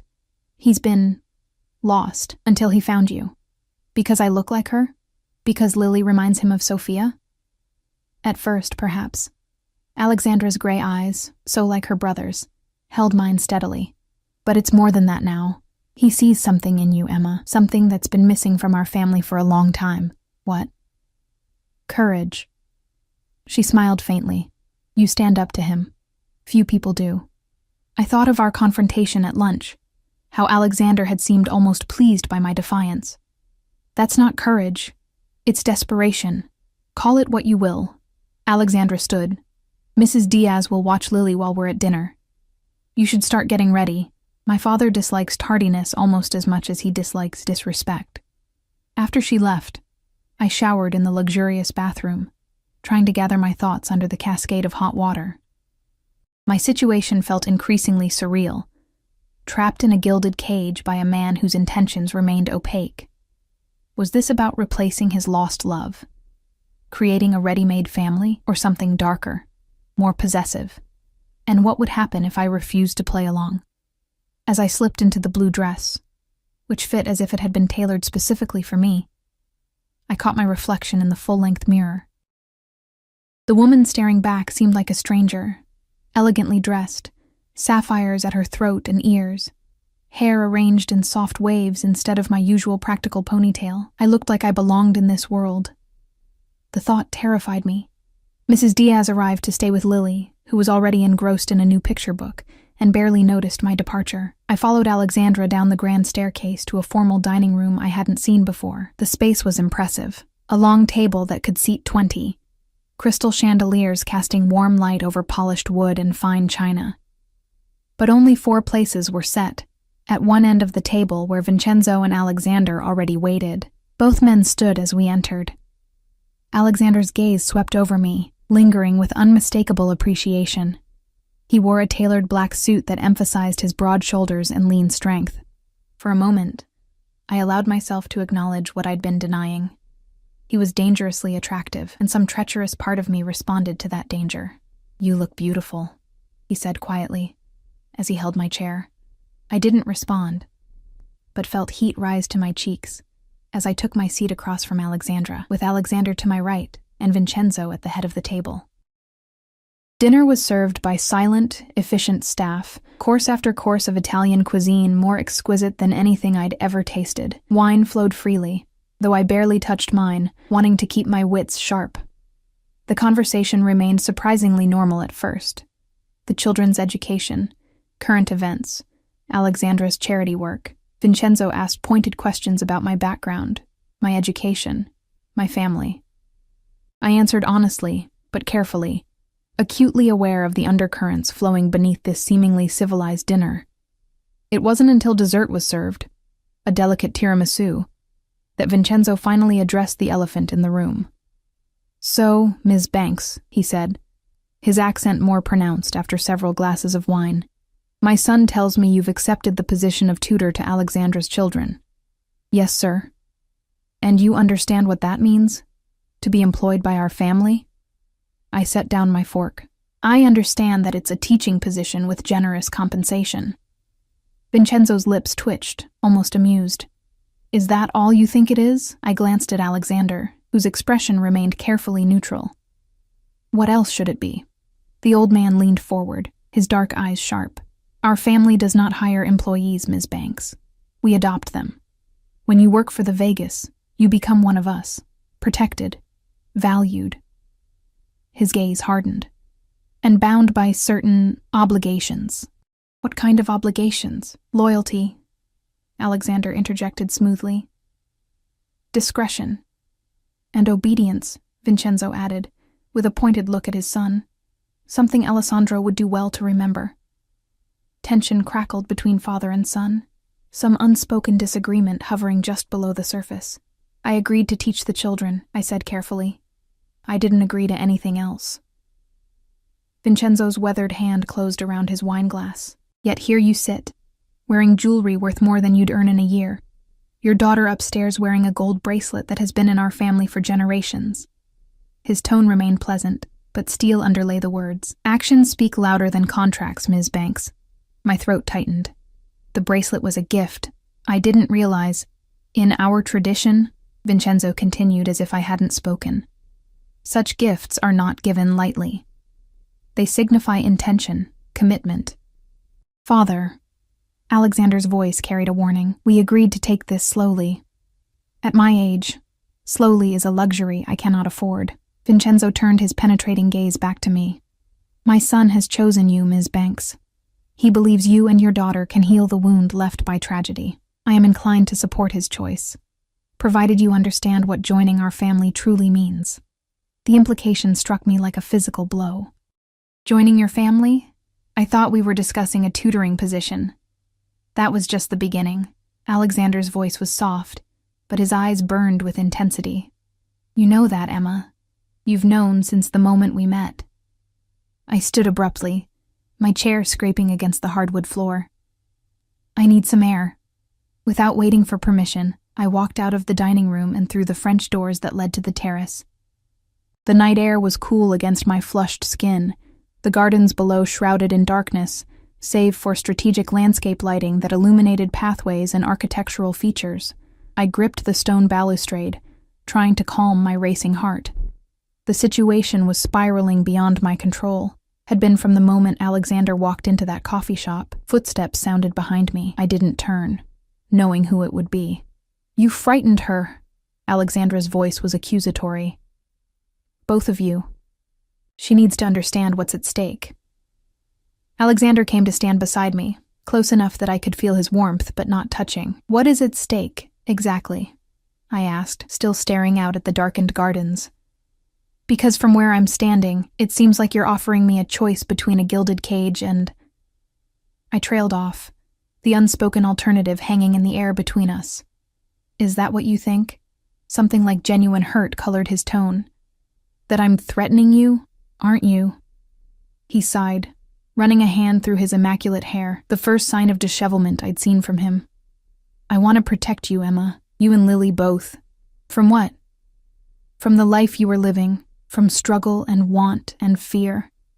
He turned to face me, his expression earnest in a way I hadn't seen before. "I can give you everything you've ever wanted for yourself, for your daughter." "At what price?" His gaze was steady. "Be mine." The simple declaration hung between us, loaded with implications. "Your what? Employee? Possession?" "My partner. He hesitated, then finished softly. "My wife." I stared at him, speechless. We'd known each other for 3 days. 3 days of manipulation, coercion, and thinly veiled threats. "This is insane," I whispered. "You don't even know me." "I know enough." He stepped closer, and this time I had nowhere to retreat. "I know you're brave and intelligent. I know you'd do anything for your daughter. I know you've been hurt, betrayed, but you haven't let it break you." His hand rose to cup my cheek, his touch unexpectedly gentle. "And I know that when I look at you, I see a future I thought was lost to me forever." Some treacherous part of me responded to the raw emotion in his voice, to the unmistakable sincerity in his eyes. But the rational part remembered David in the river, streets silent with fear, the calculated way he'd manipulated my life in just 3 short days. I stepped back, breaking contact. "I can't be what you want me to be. You already are." He lowered his hand. "You just don't know it yet." "Alexander." 3 months, he interrupted. "Give me 3 months. Stay here, teach the children. Let me show you what life with me could be." His expression grew intent. "If, after 3 months, you still want to leave, I'll let you go. With enough money to start fresh anywhere you choose." It was a tempting offer, too tempting. And therein lay the danger. "And Lily?" Something flashed in his eyes, a possessiveness that sent a chill through me. "Lily stays with us." "Absolutely not. She belongs here, Emma, with a family that can give her everything. With children her age, the finest education, opportunities you couldn't imagine. She belongs with her mother." We stared at each other, at an impasse. Behind us, Alexandra cleared her throat. "Perhaps we should continue this discussion tomorrow," she suggested diplomatically. "It's been a long day for everyone." Alexander's jaw clenched, but he nodded curtly. "Tomorrow, then." "To me," he added in a lower voice, "think about my offer, Emma. 3 months. That's all I'm asking." He turned and walked back inside, leaving me alone with Alexandra on the terrace. "He's never asked anyone to marry him before," she said after a moment of silence. "Not even Sophia's mother." I glanced at her sharply. "What?" "They were lovers, yes, but he never proposed." She stepped closer, lowering her voice. "Don't underestimate what that means, Emma. In our world, marriage isn't just about emotion. It's about legacy. Power. I don't want power. I just want my daughter to be safe and happy. And she can be. Here. With us." Alexandra touched my arm gently. "My brother can be ruthless, yes. Even cruel when necessary. But he protects what's his with everything he has. No one would ever dare harm you or Lily if you were his wife. And if I refuse?" Her expression grew troubled. "I don't know. He's changed since the accident. There's a desperation to him now. Desperation can make people dangerous. Yes, she agreed softly. It can. We stood in silence for a moment, the night air growing cooler. I should check on Lily, I said finally. Alexandra nodded. Of course. Just think about what he's offering, Emma. Not many people get second chances in this life. As I climbed the stairs to our suite, my mind whirled with conflicting emotions. Part of me recognized the insanity of Alexander's proposal. We barely knew each other, and what I did know should have sent me running. Yet another part, a part I was ashamed to acknowledge, was tempted. Not just by the luxury and security, but by Alexander himself, his intensity, his focus, the way he looked at me as if I were the answer to a question he'd been asking his whole life. When I opened the door to our suite, Mrs. Diaz rose from where she'd been reading in an armchair. She's been asleep for about an hour, she reported quietly, a perfect angel. I thanked her and went to check on Lily. My daughter slept peacefully. Bruno the bear clutched to her chest, the gold bracelet still gleaming on her small wrist. In sleep, her resemblance to me was striking, the same dark curls, the same stubborn chin. I wondered if that resemblance had been what first caught Alexander's eye, if he'd seen in us echoes of what he'd lost. The thought should have repulsed me. Instead, it filled me with a complicated sadness. For Alexander, for the woman and child he'd lost, for the desperate measures grief had driven him to. But pity wouldn't protect Lily, and whatever Alexander's motives, his methods were those of a man accustomed to taking what he wanted, regardless of consent. I slipped the bracelet carefully from Lily's wrist, noting the small engraving on the clasp, the Vega family crest, I presumed, a symbol of ownership as much as affection. A noise from the main bedroom caught my attention. I froze, then carefully tucked the bracelet into my pocket, and moved quietly to the doorway. Alexander stood by the French doors, silhouetted against the night sky. He turned as I entered, his expression unreadable in the dim light. I didn't mean to startle you, he said. What are you doing in my room? I wanted to apologize. He stepped closer, into the pool of light cast by a bedside lamp. Dinner didn't go as planned. My father can be overwhelming. That's one word for it. I remained by Lily's door, ready to retreat if necessary. Your entire family seems to excel at overwhelming. A hint of a smile curved his lips. A family trait, I'm afraid. Is that what tonight was about? Making me part of your family whether I want it or not? His smile faded. I didn't handle it well. I know that. He ran a hand through his hair again, the gesture surprisingly vulnerable. When it comes to you, I seem to lose my usual finesse. Is that what you call it? Finesse? I couldn't keep the bitterness from my voice. You've manipulated my life from the moment we met, threatened the father of my child, packed up my apartment without permission, dressed my daughter in clothes I could never afford. And now you're proposing marriage as if it's a business transaction. And yet you're still here. His gaze was penetrating. You could have left at any point today, Emma. Called a taxi, gone to a hotel, disappeared. But you didn't.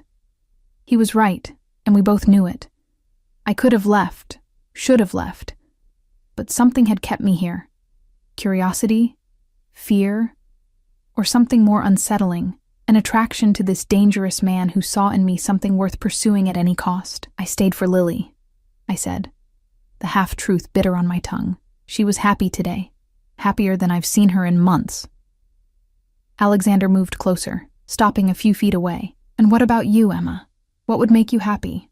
Not being coerced. Then let me court you properly. The formal phrase sounded strange yet fitting coming from him. 3 months as I proposed. No pressure. No demands beyond your tutoring duties. Let me show you who I really am. I know who you are. I met his gaze steadily. You're the man who had David killed. He didn't deny it. David Mercer stole something precious from me. He paid the price for his betrayal. And now you think you can replace what you lost with Lily and me? Pain flashed across his features. It's not that simple. Then explain it to me. I moved away from Lily's door, toward the center of the room where we could speak without risk of waking her. Make me understand why, out of all the women in this city, you chose a struggling single mother working in a coffee shop. He was silent for a moment, gathering his thoughts.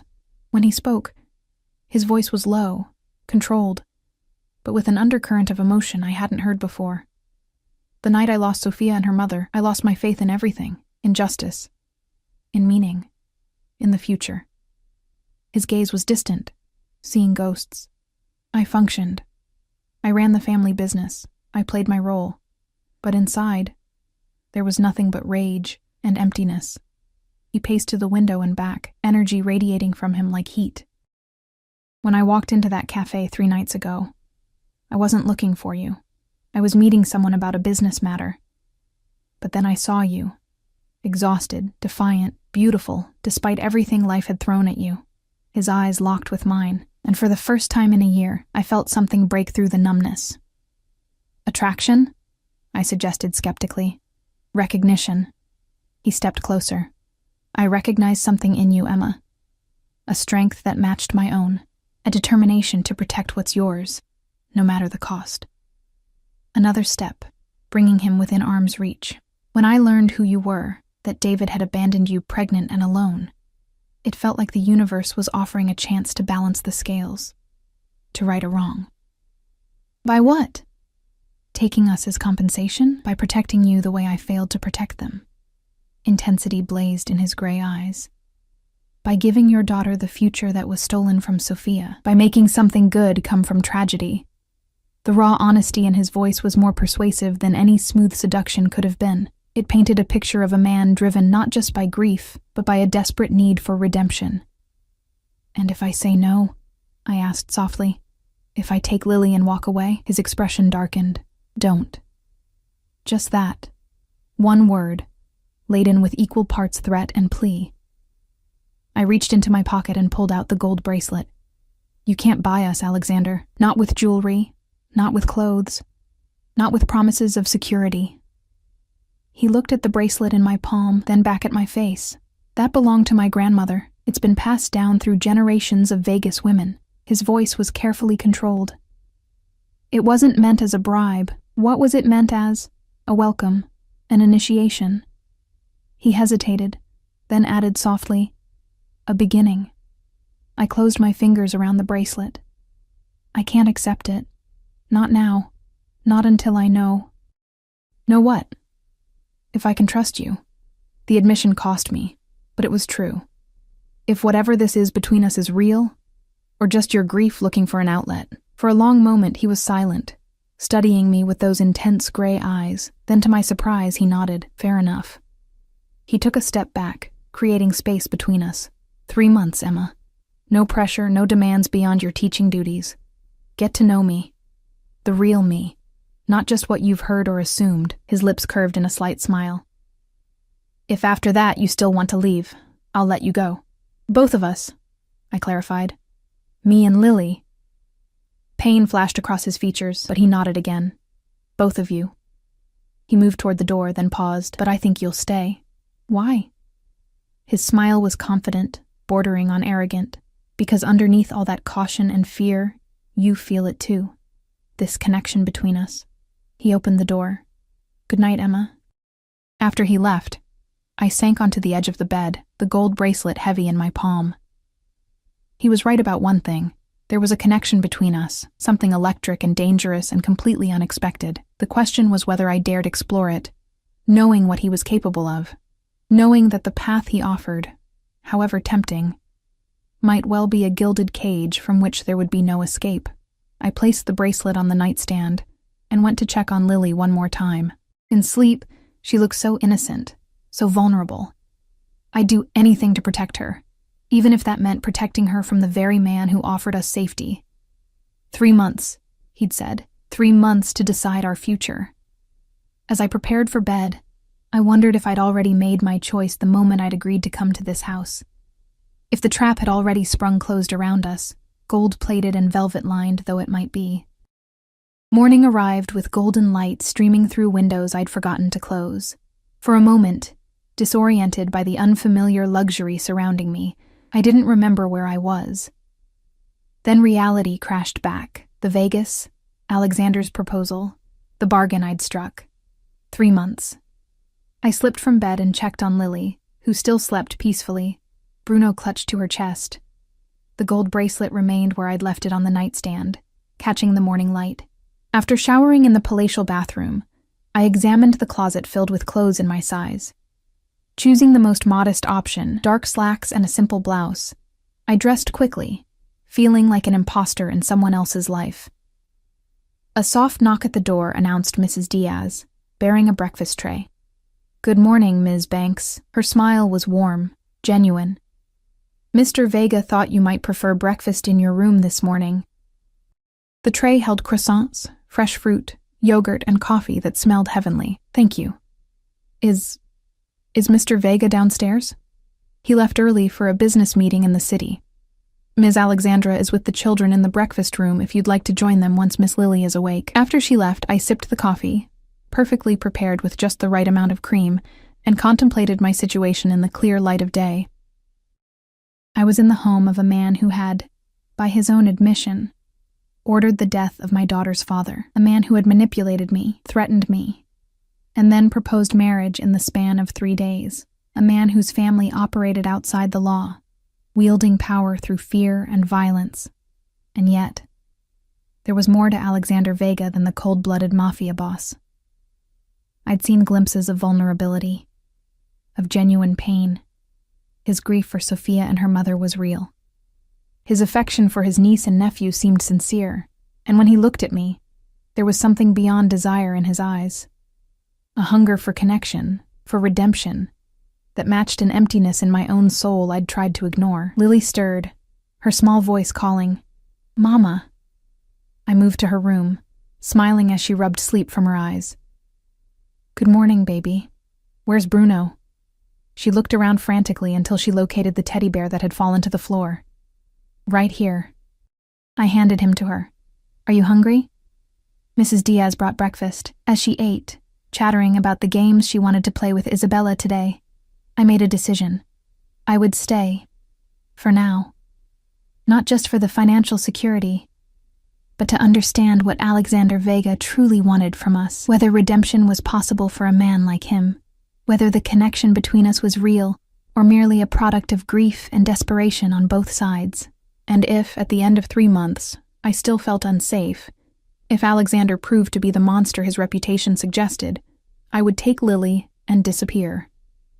The money he'd already given me would be enough to start over somewhere far away. The days settled into a routine of surprising normalcy. Each morning, I taught Marco and Isabella in the bright classroom, with Lily often joining us, absorbing whatever lessons were age-appropriate for her. The children were eager students, and I found myself enjoying the teaching that had once been my dream. Afternoons were spent with Lily, exploring the expansive gardens or helping her bond with Isabella, who had taken to my daughter like a big sister. Alexandra often joined us, her initial reserve gradually warming into something like friendship. Alexander was frequently absent, his business taking him into the city or sometimes abroad for days at a time. When he was present, he kept his distance as promised, polite, attentive, but never pushing for more than I was willing to give. Our interactions were limited to family dinners or brief conversations about the children's progress.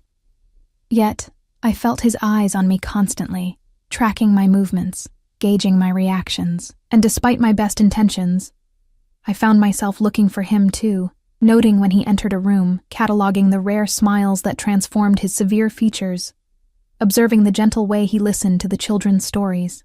"He's different with you here," Alexandra remarked one afternoon as we watched the children play in the garden. "Calmer. More like his old self." I glanced at her. "What was he like, before the accident?" She considered the question, controlled, disciplined. But there was a lightness to him too, a capacity for joy that disappeared after we lost Sophia. Her gray eyes, so like her brother's, met mine until you came. "I'm not her," I said quietly. "I can't replace what he lost. No one's asking you to." She touched my arm gently, "But perhaps you can help him find something new." Weeks passed in this strange limbo. I remained in the guest suite with Lily, though Alexander had offered us a separate apartment on the grounds. I kept the gold bracelet in my nightstand drawer, unable to either accept or return it. And I waited for the mask to slip, for Alexander to reveal the ruthless mafia boss beneath the courteous exterior. Instead, I glimpsed more of the man beneath both masks. The brother who teased Alexandra mercilessly about her workaholic tendencies. The uncle who spent hours helping Marco build increasingly complex model rockets. The son who visited his aging father daily, despite their frequent disagreements. And occasionally, when he thought no one was watching, I caught sight of the wounded man still grieving for a child who would never grow up. 1 month into our arrangement, I was reading in the library late one night after putting Lily to bed when Alexander found me. "May I join you?" he asked from the doorway. I nodded, marking my place in the book, a first edition of Jane Eyre I'd discovered among the library's treasures. He poured 2 glasses of brandy from a crystal decanter, offering one to me before settling into the leather chair opposite mine. His suit jacket was discarded, tie loosened. The sleeves of his white shirt rolled to reveal strong forearms. He looked more approachable this way, less the untouchable crime boss, and more a man unwinding after a long day. "The children are thriving with you," he said after a comfortable silence. "Marco actually asked about poetry today. Voluntarily." I smiled despite myself. He has a good ear for rhythm. I think he'd enjoy writing his own verses if he could get past the idea that it's not scientific enough. Alexander's lips curved, always so serious, that one. Like his father was. The casual reference to Alexandra's late husband surprised me. The Vegas rarely spoke of their dead. "What happened to him?" I asked cautiously. Alexander swirled his brandy, watching the amber liquid catch the light. "Car bombing. 10 years ago. A rival family's work." His eyes met mine, gauging my reaction. "This is the world we live in, Emma. I've never pretended otherwise. Is that why you keep such tight control? Such extensive security?" He nodded. "I won't lose anyone else to violence, not if I can prevent it." "By employing violence yourself." It wasn't a question. "When necessary." He didn't apologize or justify it. "I protect what's mine." "Like David?" The name slipped out before I could stop it. Alexander's expression darkened. "David betrayed a trust. He was responsible for the deaths of 2 innocent people, a woman I loved and a child I considered my own." His voice remained calm, but I could hear the controlled fury beneath it. "Yes, I ordered his death. And I'd do it again." "Does it ever haunt you, the people you've killed?" He considered the question seriously. "The deserving ones? No. The innocent bystanders caught in the crossfire? Yes." He set down his glass. "I'm not a monster, Emma, whatever you may think. I have lines I won't cross. Rules I follow. A code of honor among thieves? Something like that." His lips quirked in a half-smile. "Though I prefer to think of myself as a businessman with unconventional methods." I laughed despite myself. "Is that what we're calling it now?" His smile widened, genuine amusement lighting his features. "Would you prefer crime lord, mafia boss, godfather?" "I prefer the truth." The smile faded, replaced by something more intense. "The truth is, I'm a man who spent his life building and protecting an empire. An empire that means nothing if there's no one to share it with." He leaned forward. "The truth is, I never expected to find someone like you, Emma. Someone who sees me, truly sees me, and doesn't look away." Heat crept up my neck. "I see a complicated man with blood on his hands." "Yes," he agreed softly. "And yet you're still here." The observation hung between us, challenging me to examine my own motivations. Why was I still here? The money? Yes, the security for Lily. But there was more. A fascination with this man that had deepened over the weeks into something dangerously close to attraction. I stood abruptly. "I should check on Lily." Alexander rose as well, his height and presence filling the space between us. "Of course." He took my hand before I could retreat, raising it to his lips in a gesture both old-fashioned and intimate. "Good night, Emma." His lips brushed my knuckles, sending electricity arcing up my arm. Our eyes met over our joined hands, and for a moment, the air between us seemed charged with unspoken possibilities. Then I pulled away. "Good night, Alexander." As I hurried back to our suite, I could still feel the warmth of his mouth against my skin.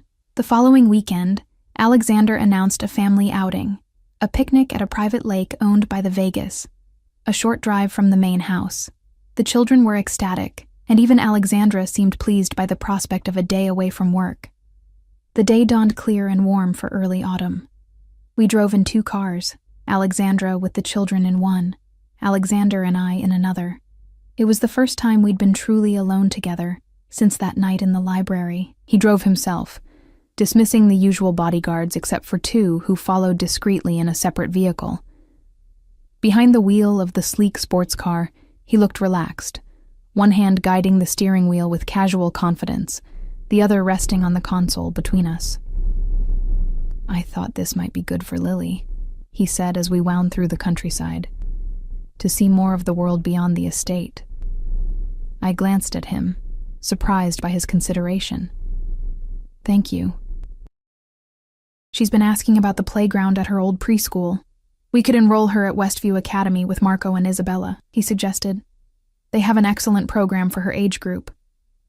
The casual way he included Lily in future plans both warmed and alarmed me. "Let's see how these 3 months go first." He nodded, accepting the boundary. "Fair enough." The lake was stunning, crystal clear water surrounded by trees beginning to turn gold and crimson. A wooden dock extended into the water, and a boathouse stood nearby.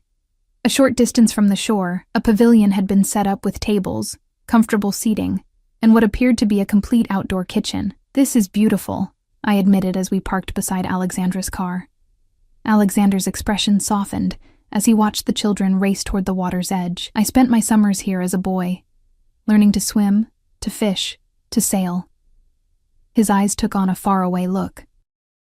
"I wanted to bring Sophia here. She never got the chance." I touched his arm gently. "I'm sorry." He covered my hand with his own, the gesture brief but significant. "Thank you."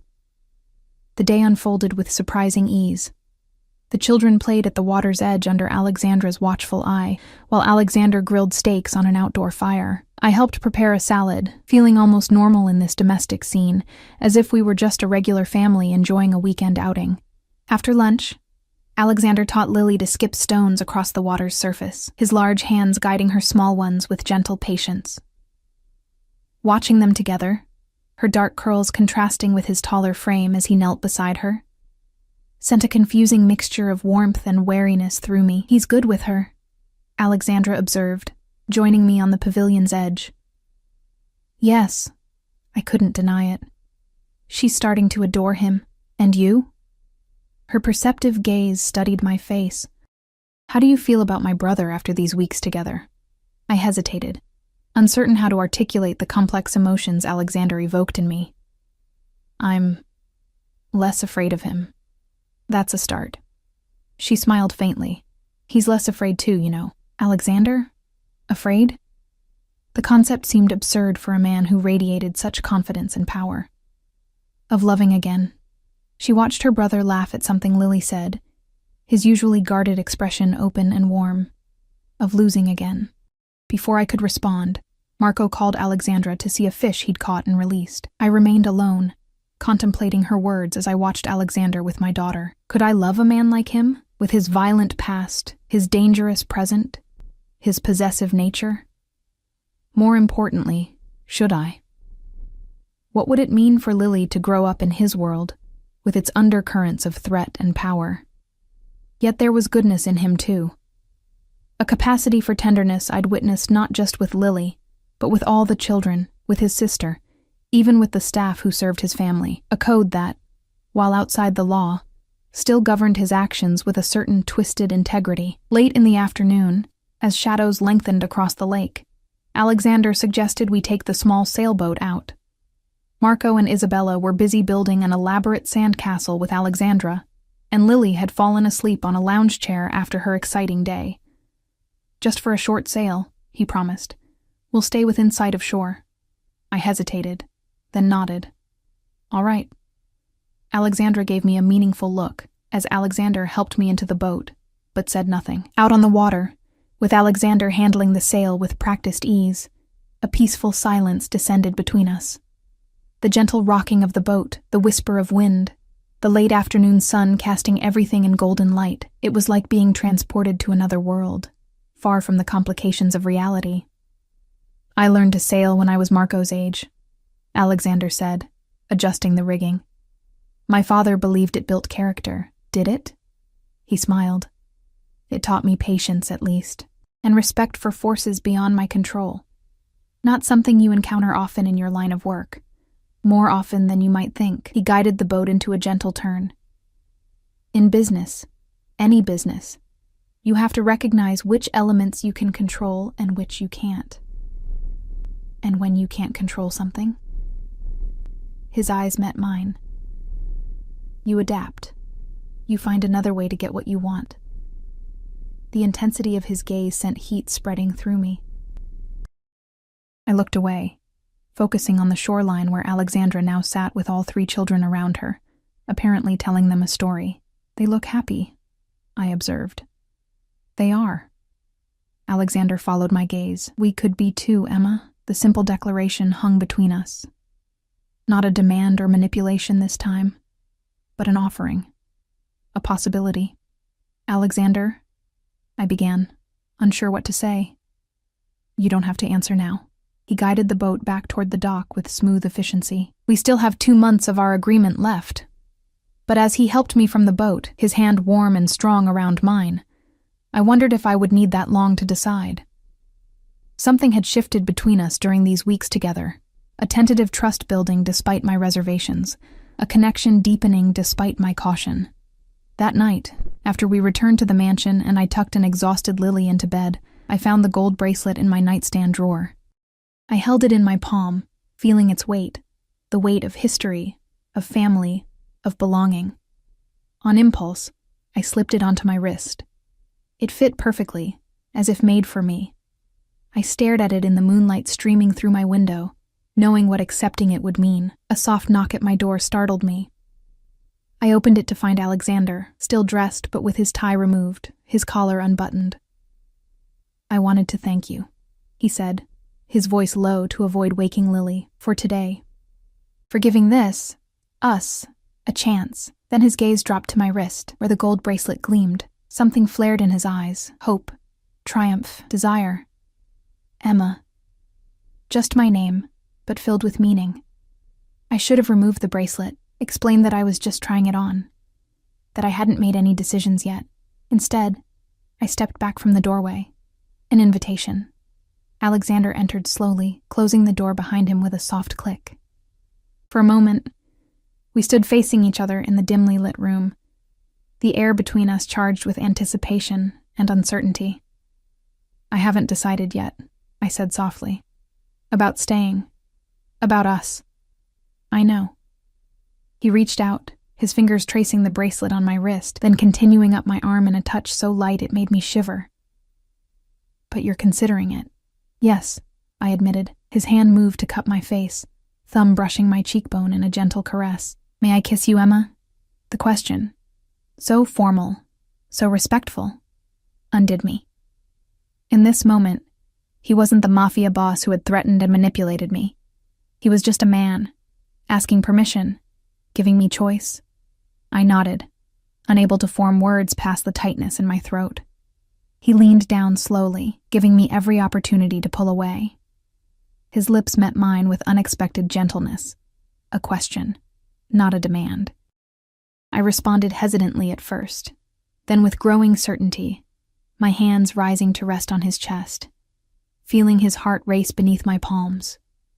The kiss deepened, Alexander's control slipping as I pressed closer. His arms encircled me, one hand tangling in my hair, the other at the small of my back. Heat bloomed between us, months of tension and attraction crystallizing into this moment of connection. When we finally broke apart, both breathing heavily, I saw a raw vulnerability in his eyes. Something I'd never expected from this powerful, controlled man. Stay, he whispered against my lips. Not just for the 3 months. Stay with me, Emma. Be mine. Reality crashed back, cooling the heat of the moment. It's not that simple. It can be. His forehead rested against mine. Let me protect you. Let me love you. I don't know if I can love what you are, I admitted, the painful truth forcing its way out. What you do. Pain flickered across his features, but he didn't pull away. Then love who I am with you, with Lily, with the children. And if those are just 2 sides of the same man, then love me despite my flaws. His voice roughened with emotion. God knows I'm learning to accept yours. I drew back, surprised. My flaws? A hint of a smile touched his lips. Your stubbornness, your suspicion, your infuriating ability to see through me when I least want to be seen.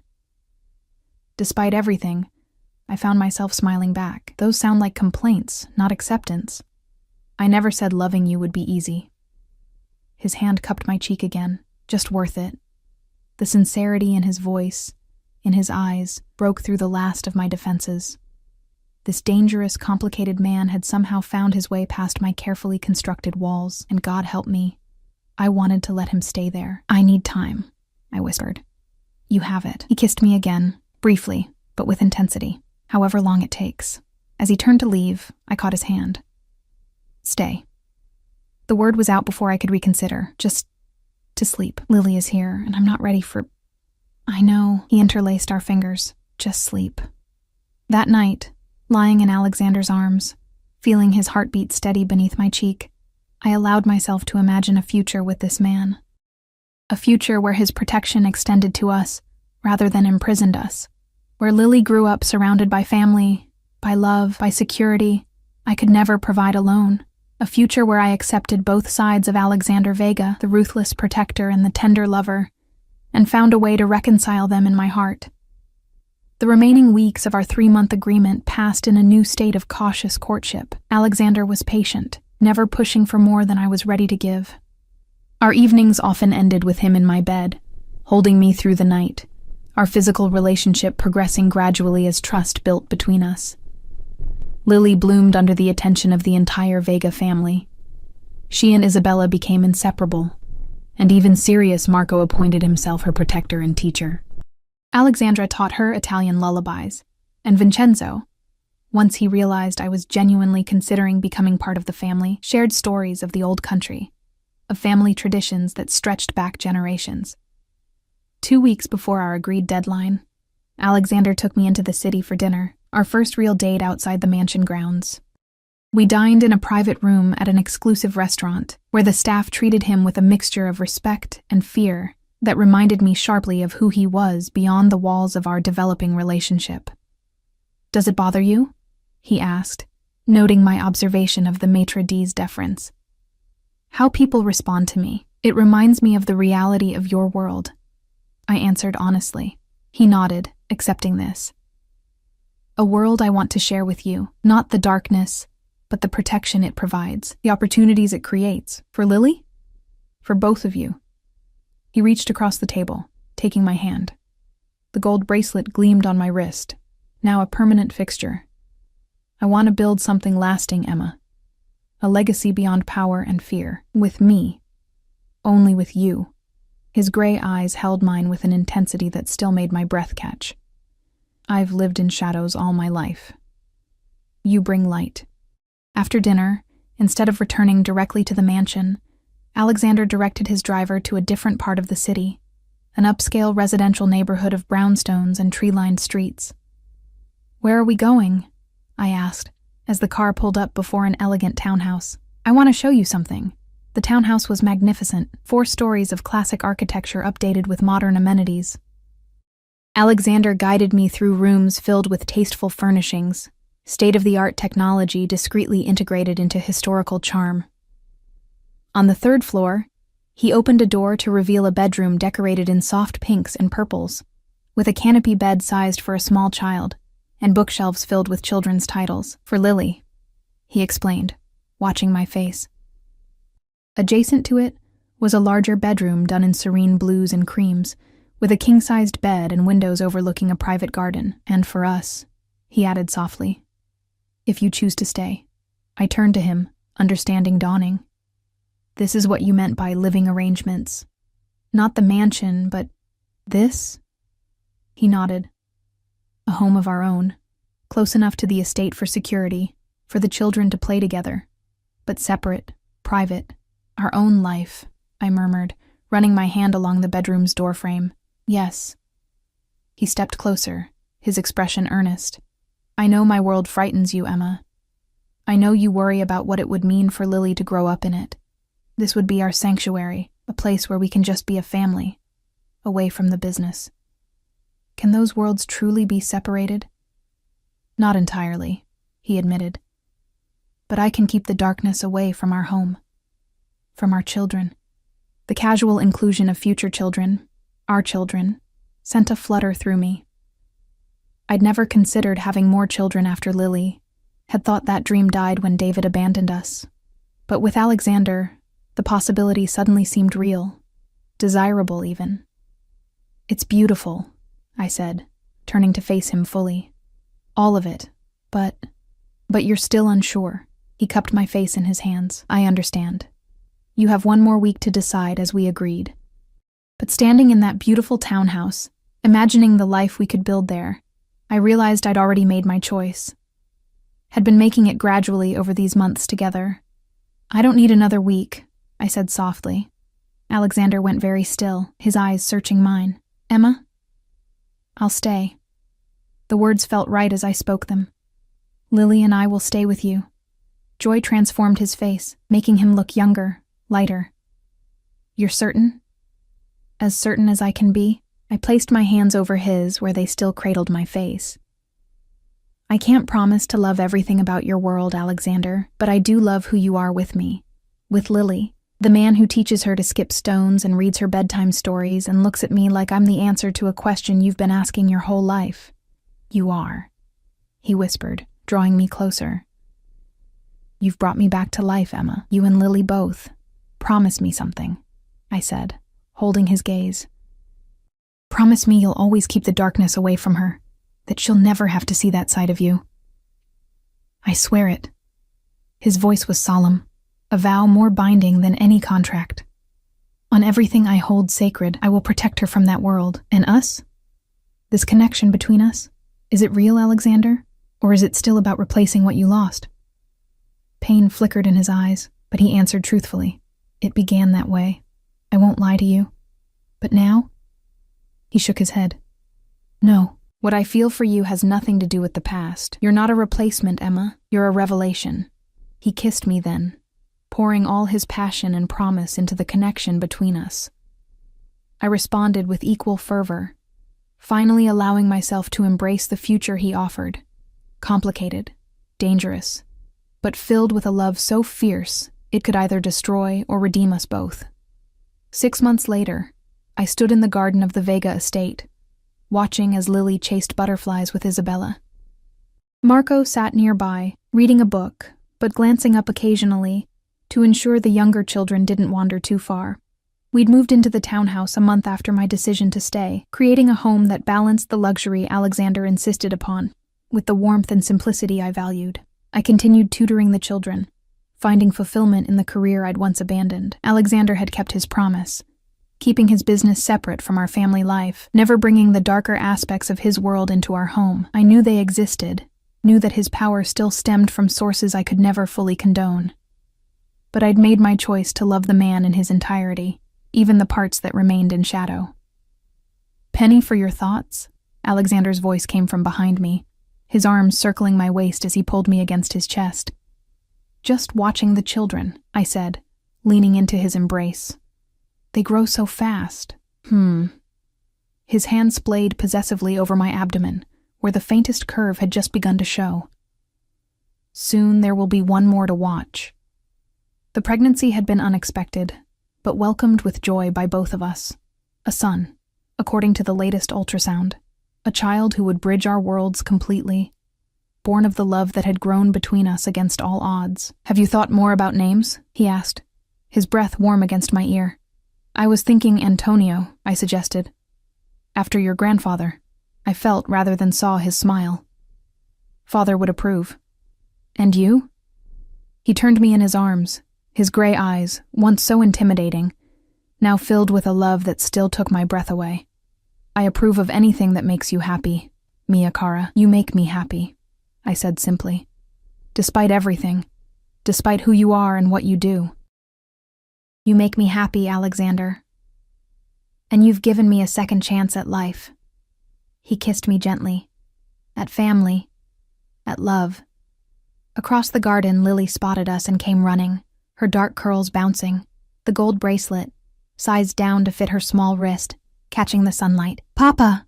she called, the name she'd given Alexander after our small private wedding 3 months ago. Look what I found. Alexander lifted her into his arms with practiced ease, examining the flower she thrust toward him with exaggerated interest. The sight of them together, my daughter and the man who had become her father in every way that mattered, filled me with a complicated joy. Our beginning had been dark, fraught with manipulation and fear. David's death would always haunt the edges of our story, a reminder of the violence Alexander was capable of. The world he inhabited remained dangerous, filled with enemies and threats I could never fully understand. But here, in this moment, watching him with Lily, feeling our son move within me, surrounded by the family we'd built together, I found peace with my choice. I had asked Alexander to tell me his name that first night, and in the months since he had shown me all the names he answered to. Businessman, criminal, protector, lover, father. And I had chosen to love them all. As the sun began to set over the Vega estate, casting long shadows across the garden where our children played, I placed my hand over Alexander's, where it rested protectively on my growing belly. Whatever darkness had brought us together, we had forged something bright and real from it, a love powerful enough to redeem even the most complicated of beginnings. By dawn, the streets had once been silent with fear at the mention of the Vega name, but here, in the growing twilight of our private world, there was only the sound of children's laughter and the promise of a future built on second chances.